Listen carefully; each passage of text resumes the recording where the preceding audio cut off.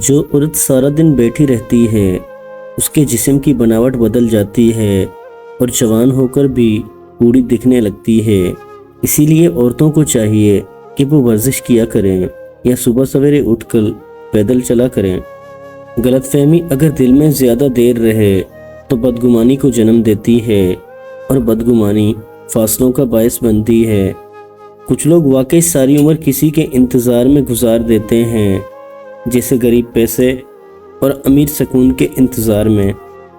دنیا میں آپ کا حقیقی مقام وہی ہوتا ہے جس کا اظہار لوگ آپ کی غیر موجودگی میں کرتے ہیں۔ بعض اوقات اللہ پاک ہمیں اس لیے بھی دکھ میں مبتلا کر دیتا ہے تاکہ ہم دوسروں کا دکھ سمجھ سکیں۔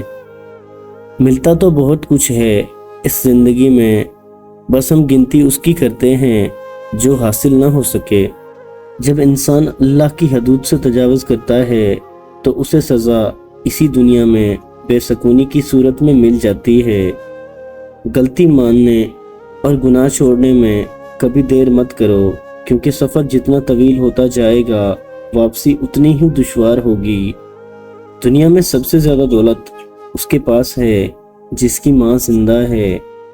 اچھے لوگوں کی اچھی عادتوں میں سے ایک دوسرے کو اچھے لفظوں سے یاد رکھنا بھی شامل ہے۔ بہت تکلیف ہوتی ہے جب آپ کو وہ شخص اگنور کرتا ہے جس کے لیے آپ پوری دنیا کو اگنور کرتے ہو۔ موت آ جائے پر کسی پر دل نہ آئے۔ جب نظر انداز ہونے لگ جائیں تو شکوہ نہ کریں بلکہ خاموشی سے ایک طرف ہو جائیں۔ میں نے بہت سی عورتوں کو محبت میں چھوڑ جانے کے ڈر سے انہیں محبوب کے ساتھ سوتے دیکھا ہے۔ نفس کو کسی اچھے کام میں مشغول رکھو، ورنہ نفس ایسے کاموں میں لگا دے گا جو نہ کرنے کے قابل ہوں گے نہ کسی کو بتانے کے۔ نرم گفتگو کیا کریں، کیونکہ ہر انسان یہاں پر زخمی ہے، لیکن ان زخموں سے خون نہیں بہتا۔ ہنسنے سے عورت کی پہچان۔ جو عورت کھل کر ہنستی ہے وہ دل کی بہت صاف ہوتی ہے۔ جو عورت آہستہ ہنستی ہے وہ مطلبی ہوتی ہے۔